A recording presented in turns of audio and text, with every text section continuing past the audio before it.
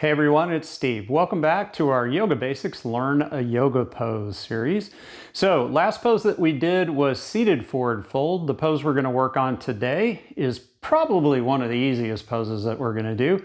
It's called Easy Pose. So anyway, Easy Pose is literally just a seated position on our mat. So you can cross one leg over the other. It doesn't matter if it's the left leg or the right leg, okay?